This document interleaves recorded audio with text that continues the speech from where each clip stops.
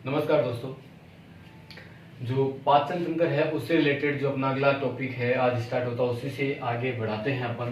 पहले वाले वीडियो के अंदर अपन ने जो पढ़ा था पाचन तंत्र के बारे में बेसिक जानकारियां पढ़ी थी, और एक इसके बारे में अपन ने बक्कल केविटी के बारे में जो थोड़ा सा विस्तृत अध्ययन किया था कि इसके अंदर दांत है, आपका जो दांतों का जो सूत्र होता है, टीथ जो फॉर्मूला रहता है वो है। लार के बारे में अपन ने पढ़ा था, और जीव वगैरह है, क्या क्या क्रियाएं इसमें संपन्न होती हैं, क्या क्या होता है, इनके बारे में अपन ने पहले वाले वीडियो के अंदर पढ़ चुके हैं।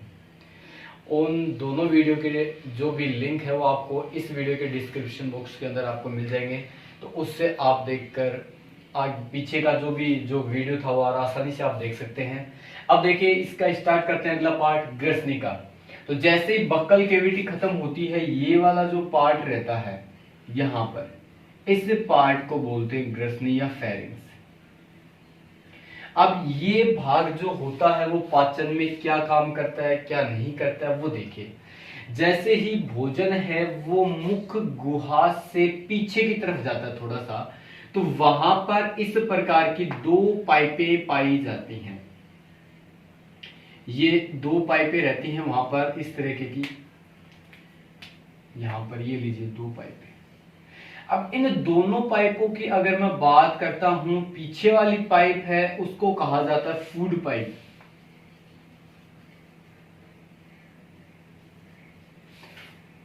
और सामने की जो पाइप है इसको कहा जाता है विंड पाइप।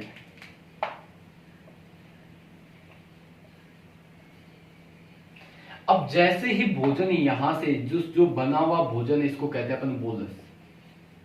ये बोलस यहां से जैसे ही गले के अंदर आता है, तो ये वाला जो पार्ट आपको विंड पाइप के ऊपरी भाग की तरफ एक पाई जाती है, एक पेशीय संरचना इस तरीके की।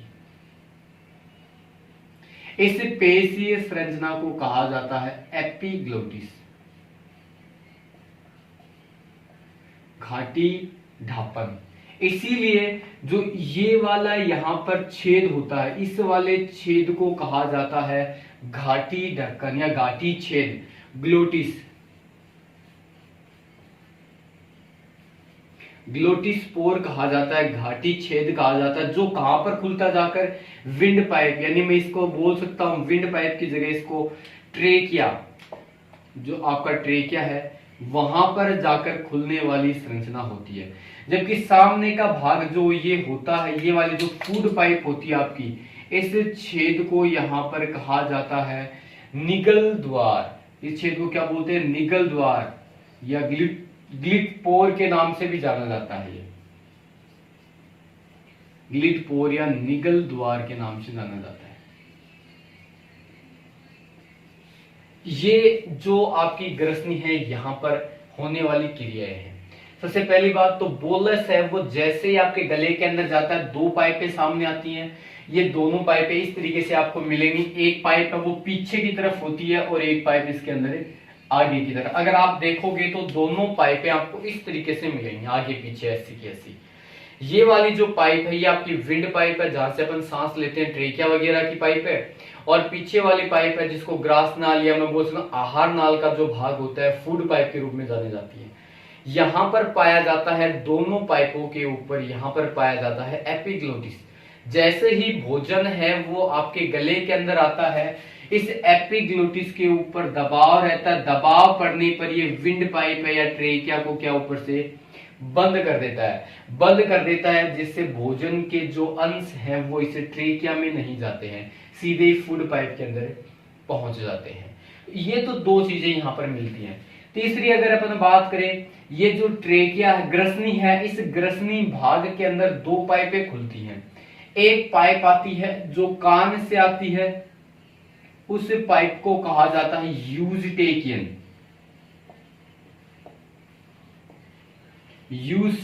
ट्यूब या यूस्टेकियन नलिका कहा जाता है। जबकि दूसरी पाइप है वो यहां पर पहुंचती है आंखों से, उसको कहा जाता है नेसोलैक्राइमल ट्यूब। नेसोलैक्राइमल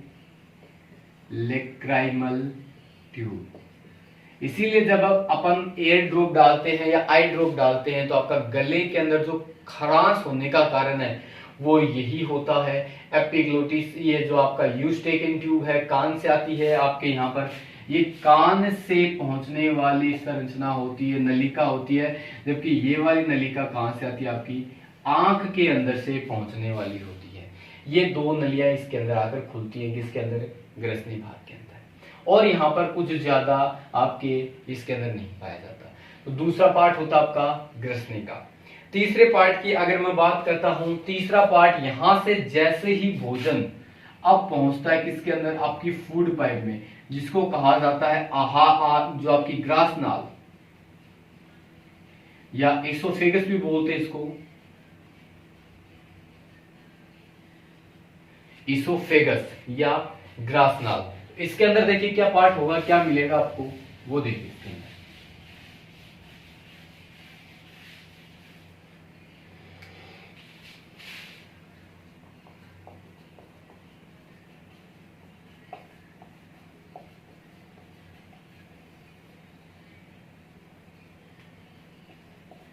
देखिए इसोफेगस की अगर अपन बात करते हैं, ग्रास नाल की अगर अपन बात करते हैं, तो एकमात्र आहार नाल का ऐसा भाग जो पाचन में सहायक नहीं होता है। पहली बात तो ये क्या है, पाचन में सहायता प्रदान नहीं करती।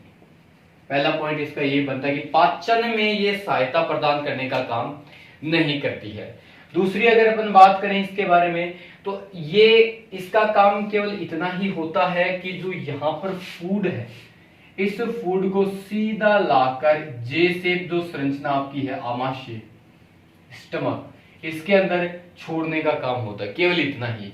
यहां पर एक वाल्व पाया जाता है। अब अपन देखेंगे तो आहार जो आपकी ग्रास नाल है यहां से शुरू होकर आपके जो फेफड़ों के ये भाग होते हैं यहां तक पहुंचते हैं, और यहां पर आपका पाया जाता है स्टमक का पार्ट। तो यहां तक आती है, तो ये भाग अगर आप देखोगे जस्ट हार्ट या हृदय के आगे की तरफ है, तो यहां पर एक वॉल्व पाया जाता है। इस वॉल्व को कहा जाता है कार्डियक स्पिंचर या कार्डियक वॉल्व के नाम से जाना जाता है। ये वॉल्व कार्डियक वॉल्व ये पाया जाता है यहाँ पे, कार्डियक स्पिंचर, कार्डियक पोर के नाम से भी आप बोल सकते हो। तो मैं यहाँ पर ये पॉइंट लिख देता हूं कि जो इसोफेगस या ग्रास जो आपकी ग्रास नाल है, ग्रास नाल आमाशय के साथ कार्डियक स्पिंचर द्वारा जुड़ी रहती है। कार्डियक स्पिंचर, कार्डियक स्पिंचर द्वारा जुड़ी रहती है। इस भाग में थोड़ी सी श्लेष्मा का स्राव चलता है। इस भाग में किसका स्राव चलता है, श्लेष्मा का स्राव चलेगा, जो भोजन को आगे खिसका देता है यानी इसके अंदर रुकने नहीं देता है। तो ग्रास नाल के अंदर होने वाली क्रियाएं केवल ये होती हैं कि ये केवल पाचन में सहायता प्रदान बिल्कुल भी नहीं करती। केवल भोजन को जैसे ही निगला वो सीधा का सीधा काम पर पहुंच गया, आपके स्टमक या आमाशय के अंदर पहुंच गया। और आमाशय के अंदर क्या क्रियाएं चलेंगी क्या नहीं चलेंगी वो अभी अपन देखेंगे। लेकिन ग्रास नाल और आमाशय के बीच में जो वॉल्व पाया जाता है, ये वाला वॉल्व, इस वॉल्व को क्या कहते हैं, कार्डियक वॉल्व या कार्डियक स्पिंचर नाम से ये जाना जाता है। तो तीसरा पार्ट यहाँ पे आता है आपका, तीसरा पार्ट है यहाँ पे मिलेगा आपको किसका, स्टमक का।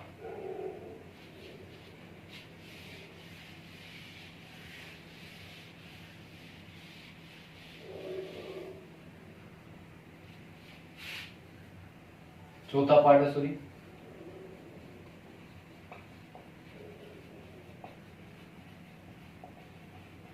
स्टमक।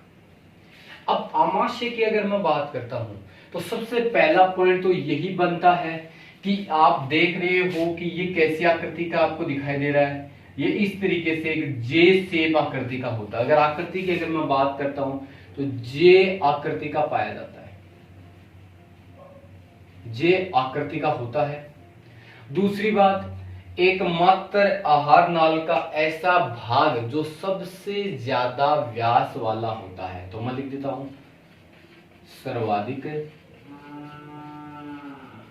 व्यास वाली नलिका होती है, सर्वाधिक व्यास वाली नलिका। आहार नाल में सबसे ज्यादा जो व्यास होगा वो इसी नलिका का मिलेगा आपको।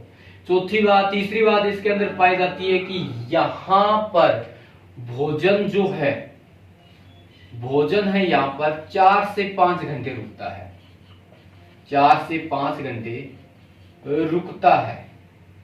कार्य क्या होगा इसका, इसके कार्य की अगर अपन बात करते हैं कि कार्य क्या होगा इसका, तो कार्य देखिए इसके क्या मिलेंगे आपको। सबसे पहले तो मैं एक बात यही कहता हूं कि यहां पर अगर अपन देखें तो यहां पर एंजाइमों का जो स्राव है वो ज्यादा होना स्टार्ट हो जाएगा। तो मैं ऐसा लिख सकता हूं कि भोजन का ये क्या काम करता है, भोजन का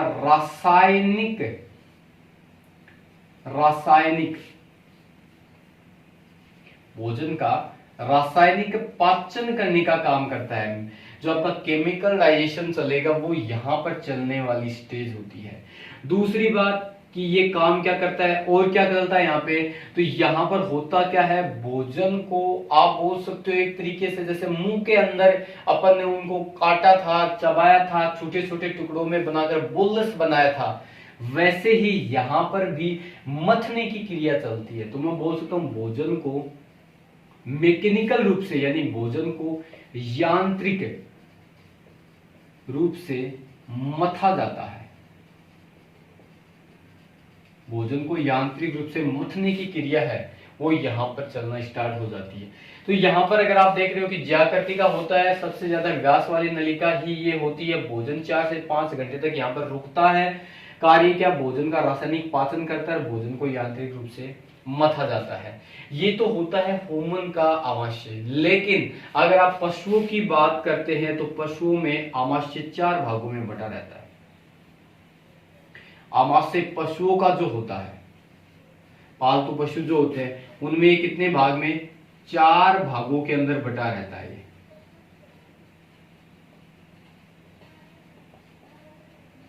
4 भागों में बटा हुआ रहता है पशुओं का जो आमाशय होता है वो। तो ये बेसिक बातें हैं। अब अपन इसके बारे में देखेंगे कि आमाशय के अंदर क्या क्या चीजें होती हैं, क्या क्या नहीं होती है, क्या क्या इसमें काम होते हैं, तो वो देखिए।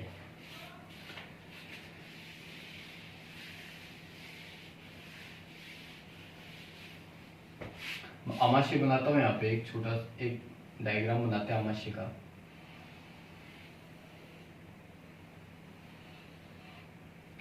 अब देखिए आमाशय की अगर मैं बात करता हूं तो ये जो पार्ट होता है यहां पर, इसके पीछे हर्ट होता है तो इसको कहते हैं कार्डियक। ये होता है कार्डियक भाग। ये जो भाग होता है इसको बोलते हैं पाइलोरिक पार्ट।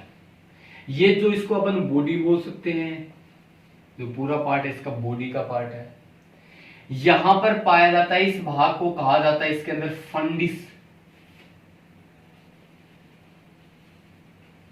फंडिस पार्ट है, वो यहां पर इसको कहा जाता है। ये आपका 4 पार्ट यही इसके अंदर होते हैं। कार्डियक पार्ट है, फंडिस है, बॉडी इसको कहते हैं, जो बीच का पार्ट होता है पाइलोरिक पार्ट है।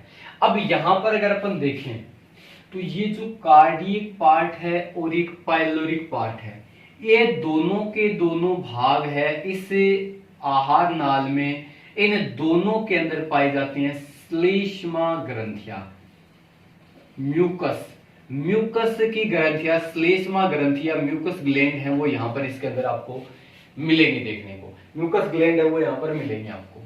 इनका काम क्या होता है, ये म्यूकस या श्लेष्मा का स्राव करने का काम करती हैं।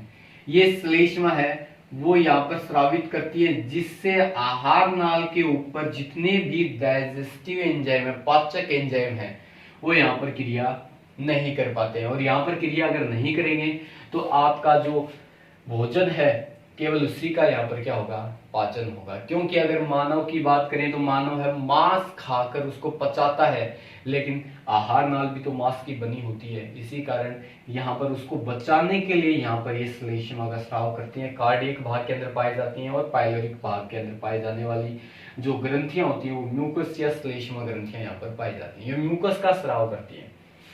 फंडिस भाग होता है, इसके अंदर सामान्यतः मुख्य भाग इसी को कहते हैं अपन ये जो मुख्य भाग पाया जाता है जिसके अंदर अलग अलग प्रकार की कोशिकाएं पाई जाती है। इसमें इसके अंदर चीज सेल है या जाइमोजन सेल बोल सकते हैं अपन उनको, ऑक्जेंटिक सेल पाई जाती हैं, इसी के अंदर पेप्टाइटिक सेल्स पाई जाती हैं या अर्जेंटिफाइंड सेल्स इसके अंदर पाई जाती हैं। अलग अलग कोशिकाएं इसके अंदर पाई जाती है, सबका काम अलग अलग होता है। वो अपन देखते हैं क्या काम होता है क्या नहीं होता है। तो देखिए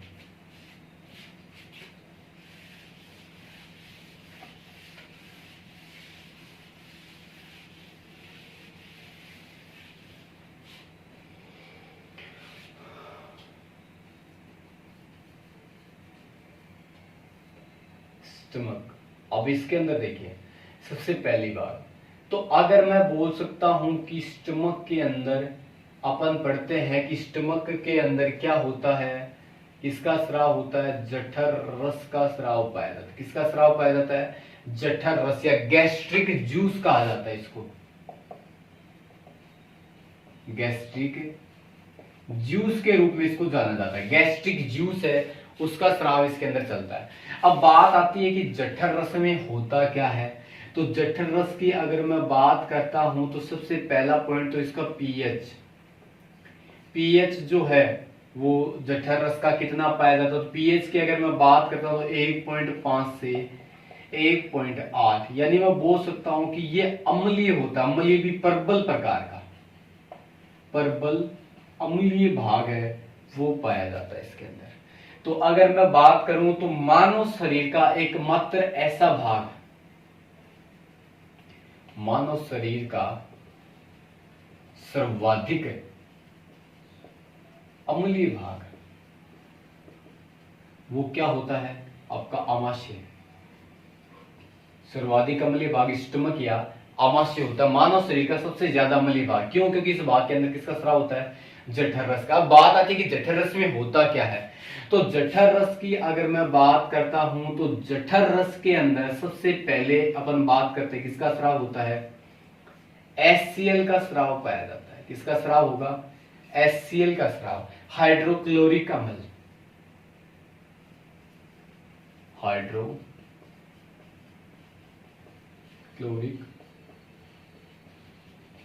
अम्ल का स्राव पाया जाता है। अब ये अम्ल करता क्या है? तो इस अम्ल के मुख्य काम क्या होते हैं? देखो सबसे पहला काम, सबसे पहला कार्य तो इसका यही होता है कि ये क्या काम करता है? माध्यम को कैसा बना देता है? माध्यम को अम्लीय बनाता है।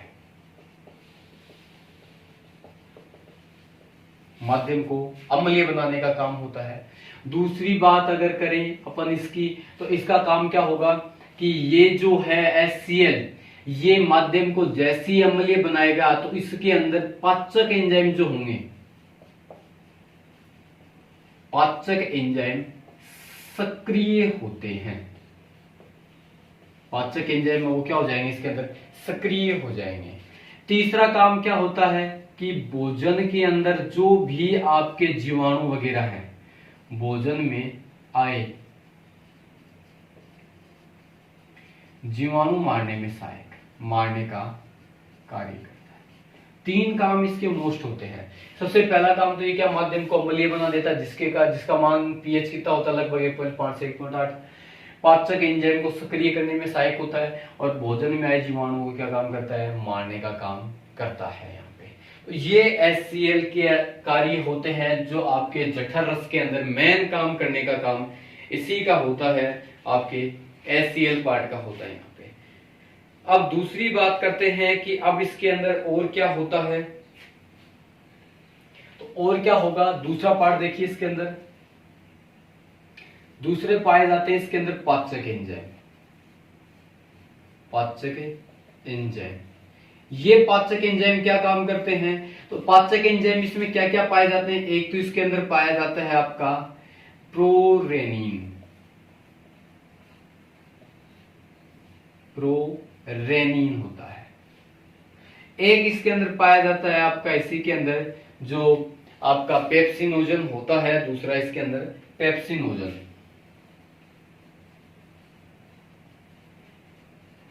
ये दूसरा पेप्सिनोजन। ये मुख्यतः 2 जो एंजाइम होते हैं, ये दोनों के दोनों एंजाइम हैं वो ये इनकी जो स्टेज है, ये दोनों के दोनों एंजाइमों की कैसी स्टेज है, निष्क्रिय अवस्था है। यहाँ पे निष्क्रिय अवस्था के अंदर आपको मिलेंगे ये। जैसे ही ये HCl के संपर्क में आते हैं, या मैं ऐसे भी बोल सकता हूं कि जो इनको माध्य मिलता है 1.5 से 1.8 के बीच में, तो यहां पर आते ही ये सक्रिय प्रोरेनिन है वो तो किसके अंदर बदल जाएगा, आपका रेनिन के अंदर बदल जाता है। और पेप्सिनोजन है वो किसके अंदर बदल जाएगा, पेप्सिन के अंदर बदल जाता है, पेप्सिन के अंदर बदल जाता है। और ये दोनों की अवस्था कैसी होती है, सक्रिय अवस्था है वो पाई जाती है। तो HCl का काम क्या होता है, पाचक एंजाइमों को सक्रिय करना। तो इन अवस्था के अंदर पाए जाने वाले जो एंजाइम है, इनको कौन सी अवस्था में कर देता है, सक्रिय अवस्था में कर देता है। और ये दोनों के दोनों एंजाइम ही किसका पाचन करते हैं, यहाँ पे प्रोटीन के पाचन में सहायक होते हैं, प्रोटीन के पाचन में सहायक।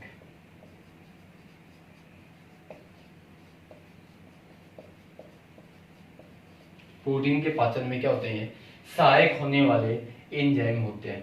अब बात करते हैं कि रेनिन किसका पाचन करता है और पेप्सिन यहां पर किसका पाचन करने का काम करता है। तो देखिए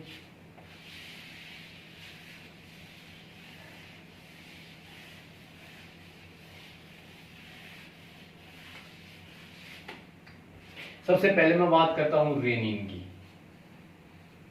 तो रेनिन का काम क्या होता है, ये दूध में उपस्थित प्रोटीन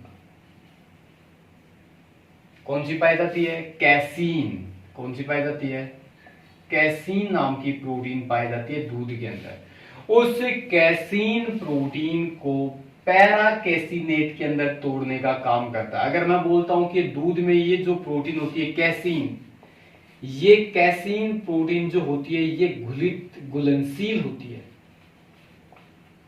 घुलनशील अवस्था के अंदर पाई जाती है। लेकिन जैसे ही रेनिन एंजाइम इस पर काम करना स्टार्ट कर देता है तो ये अघुलनशील किसके अंदर बदल जाती है, पैराकेसिनेट के अंदर। अघुलनशील पैराकेसिनेट के अंदर जो बदलने वाली क्या होती है, ये बदलने का काम कौन करता है, यहाँ पे रेनिन करता है। तो एक तो ये दूध के अंदर पाए जाने वाली प्रोटीन उसका क्या करता है, पाचन करने का काम करता है। तो बात करते हैं कि सबसे ज्यादा दूध की बात करें तो जो बच्चे ज्यादा दूध पीते हैं उनके अंदर इसका स्राव ज्यादा होगा। तो मैं लिख सकता हूं कि इसके अंदर बच्चों में स्राव सर्वाधिक मिलेगा। जबकि वयस्क अवस्था की अगर मैं बात करता हूं तो वयस्क में इसका स्राव क्या हो जाएगा, कम होना स्टार्ट हो जाएगा। सर्वाधिक जो स्राव होता है, सर्वाधिक होता है बछड़े में, गाय का जो बछड़ा होता है, गाय के बछड़े के अंदर सर्वाधिक स्राव है वो गाय के बछड़े के अंदर, इसके अंदर मिलेगा आपको, उसमें पाया जाता है। तो वो उसके अंदर मिलेगा आपको। तो ये रेनिन के बारे में जानकारी है अपनी। दूसरा जो अपन ने अभी देखा है कि पेप्सिनोजन या पेप्सिन का काम क्या है, जो आपने भोजन के अंदर जो प्रोटीन खाई है उस प्रोटीन को पेप्टोन्स में तोड़ने का काम करता है। पेप्टोन्स के अंदर, पेप्टाइड के अंदर भी तोड़ देता है, पेप्टोन्स या पेप्टाइड,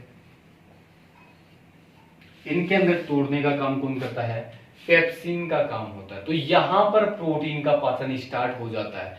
तो यहां पर अपन बोल सकते हैं कि प्रोटीन का पाचन शुरू होता है। तो आमाशय में किसका पाचन शुरू होता है, प्रोटीन का पाचन शुरू हो जाता है।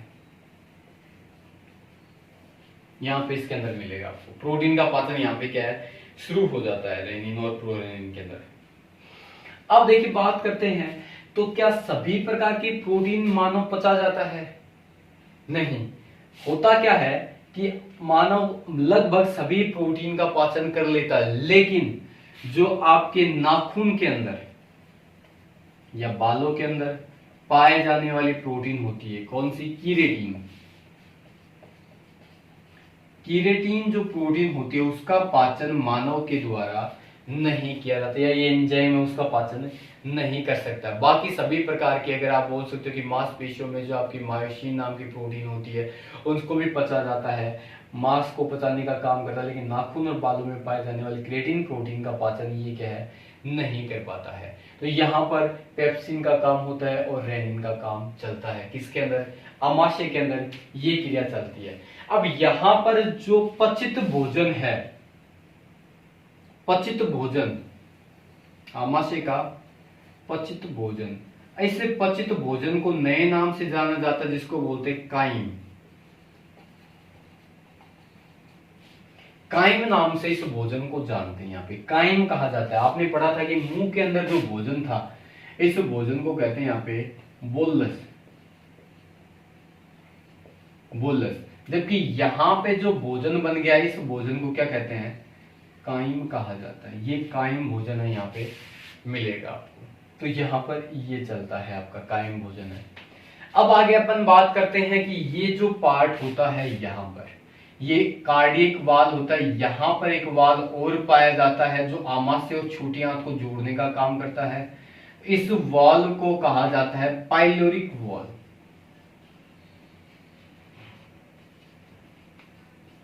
इसको कहते हैं पाइलोरिक वाल्व कहा जाता है। ये वाल्व यहां पर मिलेगा आपको। तो भोजन है वो जो आपकी ग्रसनी है फेरिंक्स से, इसोफेगस से होता हुआ कार्डिक वाल्व है, उससे अंदर आएगा। अंदर आते ही यहाँ पर भोजन के रासायनिक पाचन की क्रिया शुरू हो जाएगी, भोजन को मथने की क्रिया शुरू हो जाएगी। दो प्रकार की ग्रंथियां यहाँ पर मिलेंगी, एक तो जठर रस का स्राव करने के लिए जठर ग्रंथियां गैस्ट्रिक ग्लैंड मिलेंगी, और दूसरी आपको श्लेष्मा का स्राव करने के लिए श्लेष्मा ग्रंथियां यहाँ पर मिलेंगी। तो जठर ग्रंथि, जब आपकी श्लेष्मा ग्रंथि की बात करते हैं तो अपन ने पढ़ा था कि दो पार्ट होते हैं, एक तो कार्डियक पार्ट होता है और दूसरा पाइलोरिक पार्ट होता है। दोनों के अंदर श्लेष्मा या म्यूकस का स्राव होता है, जबकि जो आपकी जठर ग्रंथियां वो फंडिस भाग जो उसका पाया जाता है, उस फंडिस भाग के अंदर किसका होता है, जठर रस का स्राव होता है। जठर रस की पीएच की अगर मैं अपन बात करें तो पीएच 1.5 से 1.8 के अंदर प्रबल अम्लीय होता है। इसीलिए मानव शरीर का सबसे ज्यादा अम्लीय भाग जो होता है वो कौन सा होता है, आमाशय का भाग पाया जाता है। उस जठर रस के अंदर आपको HCl मिलेगा, जो आप अगर बोल सकते हैं कि HCl का काम क्या होता है, तो HCl सामान्यतः क्या काम करता है, एक तो पाचक एंजाइम उनको सक्रिय कर देता है, भोजन में आने वाले जो जीवाणु वगैरह उनको मारने का काम कर देता है। और जो रेनिन होता है उसका काम क्या होता है, रेनिन है वो दूध में आने वाली प्रोटीन है, जो कैसीन है उसको पैराकेसिनेट के अंदर, कैल्शियम पैराकेसिनेट भी बोल सकते हो आप इसको, क्योंकि दूध के अंदर सर्वाधिक मात्रा में कैल्शियम की बात करें तो कैल्शियम पैराकेसिनेट के अंदर तोड़ने का काम करता है। बच्चों में सर्वाधिक स्राव चलता है रेनिन का, लेकिन वयस्क के अंदर धीरे धीरे इसका स्राव कम हो जाता है। गाय का बछड़ा जो होता है उसमें सबसे ज्यादा। पेप्सिन की बात करते हैं, प्रोटीन को पेप्टोन्स पेप्टाइड के अंदर तोड़ने का काम करता है, लेकिन अगर देखें तो नाखून और बालों की केराटिन प्रोटीन उसका पाचन यहाँ पे नहीं पाया जाता, और यहाँ पे पचित भोजन है वो कायम कहलाता है। और अगर अपन बात करें इस भाग में अवशोषण की क्रिया भी चलती है। आमाशय के अंदर क्या चलेगा आपका, अवशोषण भी चलता है। अवशोषण, तो बात करते हैं अवशोषण होता किसका है, तो अवशोषण यहां पर पाया जाता है एक तो ग्लूकोज का। अगर आप सीधे ही ग्लूकोज का घोल पीते हैं तो उसका अवशोषण इस भाग के अंदर होता है, और दूसरा किसका चलेगा, एल्कोहल का। एल्कोहल है उसका अवशोषण भी आमाशय के अंदर इसी भाग के अंदर पाया जाता है। यहाँ पर ये चलने वाली क्रियाएं होती है अवशोषण की। तो ये आपका आमाशय पार्ट होता है। अलग अलग फंडिस के अंदर कोशिकाएं पाई जाती हैं, वो अपने इतना डिटेल में है नहीं, अगर आपको पढ़ना तो अपन कर लेंगे बाद में।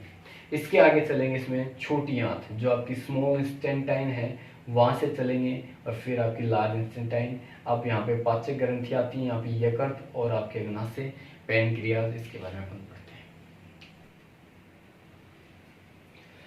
दोस्तों अगर ये वीडियो आपको पसंद आया तो इसे कृपया करके ज़्यादा से ज़्यादा शेयर करें, सब्सक्राइब करें और लाइक करें। इसके बारे में अगर आपको कोई दिक्कत है तो कृपया करके कमेंट करके बताएं क्या दिक्कत है क्या नहीं। आपके अगर कोई क्वेश्चन है तो कमेंट के थ्रू मेरे को भेजें, अपन उन क्वेश्चन को लेकर बातचीत करेंगे, उनको सोल्व करने की कोशिश करेंगे। अभी अपन बाकी के जो टॉपिक हैं वो भी इसी तरह से डिस्क्रिप्टिव सारे के सारे अपन पढ़ेंगे, चाहे वो बायो का हो, चाहे फिजिक्स हो, चाहे केमिस्ट्री हो। ये सारे के सारे टॉपिक है अपन स्टार्ट करेंगे, लगातार इसी वे के अंदर चलने वाले होंगे। कृपया करके ज़्यादा से ज़्यादा इसे शेयर एंड सब्सक्राइब करें। Thank you.